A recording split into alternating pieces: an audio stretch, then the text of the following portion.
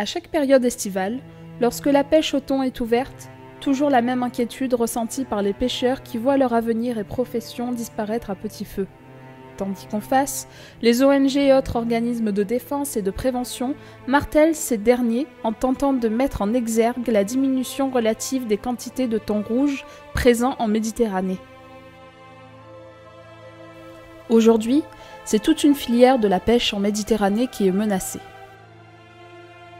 De nombreux sommets, commissions, comités ont tenté de se réunir au cours de ces 10 dernières années pour trouver une solution, mais le problème persiste, notamment en 2009, avec la volonté d'introduire le thon rouge en tant qu'espèce menacée par la CITES, la Convention sur le commerce international des espèces de faune et de flore sauvages menacées d'extinction, lors d'un sommet à Doha. Outre le problème écologique et la volonté d'instaurer une pêche durable, il y a l'aspect social et professionnel qui est menacé, car aujourd'hui un pêcheur qui ne pêche pas est parfois même endetté de plusieurs millions d'euros. C'est un pêcheur sans revenu, voué à une mort certaine. On n'est pas des voyous, on est des gens honnêtes, des travailleurs. Nous avons des autorisations pour travailler, on n'est pas là pour se battre. Ça fait 11 mois que nous ne travaillons pas parce que nous attendons notre saison, notre campagne de thon qui dure 1 mois, avec peu de quotas.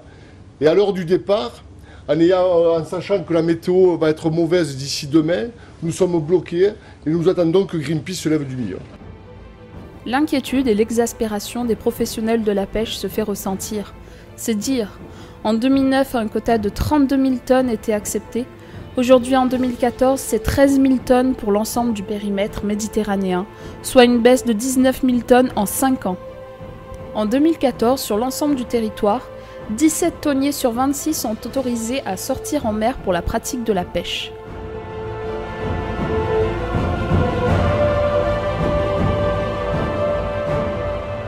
Et pourtant, les Américains font partie de l'ICCAT, mais ne sont pas soumis à quotas dans le golfe du Mexique, zone d'autant plus critique car c'est l'un des rares lieux de reproduction du thon rouge. 2 poids 2 mesures constatés par les pêcheurs, car c'est exactement le même thon présent en Méditerranée. De même que le laxisme observé par les syndicats concernant les ONG écologistes et leur non-implication lors de catastrophes environnementales importantes. Comme en 2010, lors de la marée noire en Louisiane, jugeant ce silence lamentable et illégitime pour les défenseurs de la planète. 2 véritables entités s'affrontent.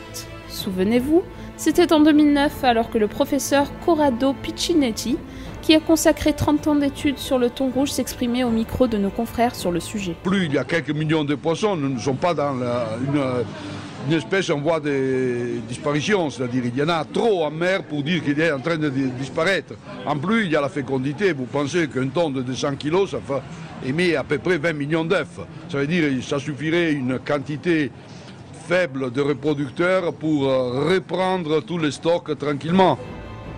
Une fois de plus, c'est l'aspect humain et social qui est heurté de plein fouet par les réglementations jugées sévères et intolérantes par les pêcheurs, qui sont traînés procès sur procès, tribunaux par tribunaux, pour des remontées dépassant quelques centimètres ou quelques kilos la réglementation communautaire en vigueur.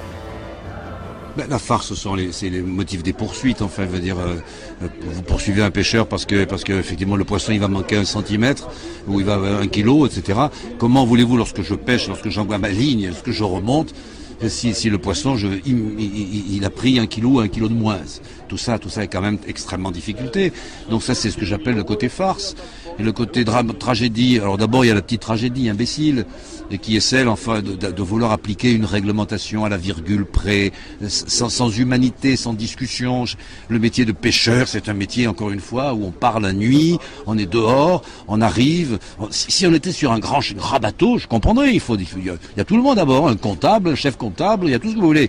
Mais quand je suis sur un petit bateau, je fais un effort physique considérable pour remonter ces poissons que je vais vendre. Bien, mais je suis tenu à un carnet de bord, je suis tenu à téléphoner 4 heures avant, je suis tenu à aller chez un marailleur, je suis tenu à subir des contrôles. Et d'un seul coup, je me vois débarquer des services de gendarmerie qui arrivent là comme si j'étais un immense trafiquant de drogue. C'est quand même pas facile à vivre, et ça, c'est de la tragédie. Et puis la tragédie aussi, c'est ce qui était expliqué, c'est qu'est-ce qui va se passer dans 18 mois. Est-ce que je vais mourir? Est-ce que je vais tout vendre? Et moi, qu'est-ce que je vais faire? Je suis pêcheur depuis l'âge de 12 ans, depuis l'âge de 14 ans, je n'ai jamais fait que ça dans ma vie. Je vais devenir quoi? Le procureur a requis une peine d'amende de 5 000 €, donc ça montre quand même la sensibilité du tribunal à la protection du thon rouge, et donc on est quand même content. On espère que le procès sera la peine prononcée sera effectivement de 5 000 € pour créer un précédent. Et c'est cette pression psychologique quotidienne qui a dû coûter la vie à un petit pêcheur qui pratiquait la pêche par accessoire il y a 2 ans, qui s'est donné la mort à bord de son bateau. Alors que la saison de la pêche de 2014 a commencé il y a 3 jours, de nombreux thoniers ont rempli leur quota de l'année en seulement 24 heures. Ce qui est, d'après le syndicat euroméditerranéen, une preuve que le thon rouge n'a jamais été menacé en Méditerranée. Et c'est dans ce sens que de nombreux pays montent en créneau, dont l'Espagne qui essaye de défendre la profession en demandant à l'Europe, avec l'ICCAT en tête, de revoir le quota établi à la hausse et de travailler avec des scientifiques indépendants, tandis que la France reste aujourd'hui silencieuse face à ce problème. Ce que je veux dire aujourd'hui pour la campagne 2014, très positif comme je le dénonce depuis pas mal d'années, les bateaux sont partis en pêche le 25 et ils sont de retour dans leur port de pêche le 29 et le 30. Ils ont atteint déjà leur quota. On voit très bien que la ressource n'est pas menacée et on voit que c'est que de la démagogie depuis des années où on a complètement anéanti 75% de la flottille avec du mensonge, avec ces pseudo-écologistes qui vivent que de subventions à droite et à gauche et certains bailleurs de fonds comme les gens du pétrole. Je pense qu'aujourd'hui c'est dangereux, la preuve elle est là, la ressource elle est là, je pense qu'il faut se mettre autour de la table avec les gens responsables pour dénoncer aujourd'hui, une fois pour toutes, cette histoire-là. Outre l'aspect purement écologique, certains verront dans cette protection accrue une forte prolifération nuisible à l'écosystème. D'autant plus que la pêche a toujours existé dans ce domaine. Une réglementation plus adaptée de la réalité a longtemps été demandée par les professionnels du métier. Aujourd'hui, comme ils ont utilisé toutes leurs armes de désinformation, ils disent « Ah ben oui, maintenant on ne parle plus de ressources. Ça y est, la ressource elle est là, la biomasse est là. » Ben, on parle des gros bateaux. Maintenant ils ont des gros bateaux, ils ont des bateaux usines. Faux. L'engin de pêche c'est toujours le même, c'est la grandeur du bateau qui a changé parce que aujourd'hui on met du poisson dans les frigos, on met du poisson dans des cales réfrigérées où il y a de l'eau glacée à 0 degré. On ne met plus comme à l'époque où je travaillais avec mon père, on mettait du poisson sur le pont, bâché vulgairement à 30 degrés, où surtout que le thon est un poisson très fragile pour le consommateur et pour la commercialisation. C'est pour ça qu'aujourd'hui, nous avons des cales frigorifiques qui prennent quand même une grande partie du bateau.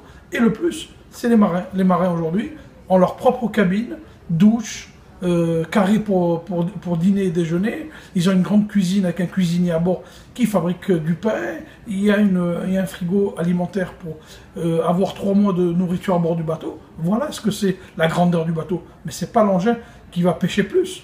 Parce qu'une journée, c'est 24 heures. Je pense que c'est de la démagogie, ils ne savent plus quoi dire. Et je pense qu'aujourd'hui, l'Union européenne, qui a toujours cautionné ces voyous, se réveille. Et j'espère qu'avec ces élections européennes, les choses vont changer et le consommateur et l'opinion publique vont se réveiller pour la vérité. À juger de la bonne foi des syndicats, et dans un souci de transparence, de nombreux professionnels de la pêche proposent aujourd'hui de faire visiter les thoniers au grand public, ou de faire des sessions de pêche en compagnie d'hommes, femmes ou d'enfants, quitte à susciter des vocations chez les plus jeunes.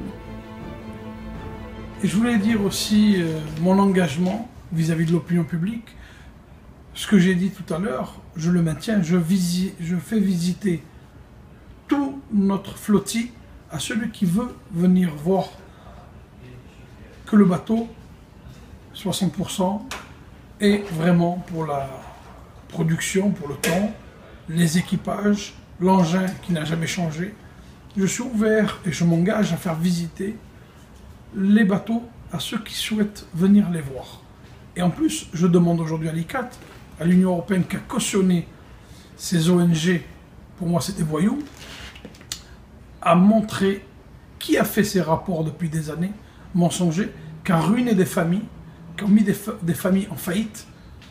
Je demande aujourd'hui réparation et je demande aujourd'hui à l'ICCAT de s'engager, vu cette campagne 2014 qui a montré ses fruits en 24 heures, que la ressource est bien là, pas comme on a subi pendant des années où on a dit à plusieurs reprises, le stock est effondré, le thon, il n'y en a plus, la ressource est en perte totale. Je demande aujourd'hui que nous prouvons ce que je dis aujourd'hui, nos bateaux, les rapports scientifiques des grands scientifiques qu'on a dans les grandes instances internationales, qu'on ne veut pas écouter. Aujourd'hui, je demande une confrontation entre les rapports de ces ONG, qui sont pour moi des margoulins et des voyous, et les vrais scientifiques, et qu'on arrête aujourd'hui avec cette campagne 2014 qui a été la preuve, au bout de 72 heures, faire leur quota de pêche.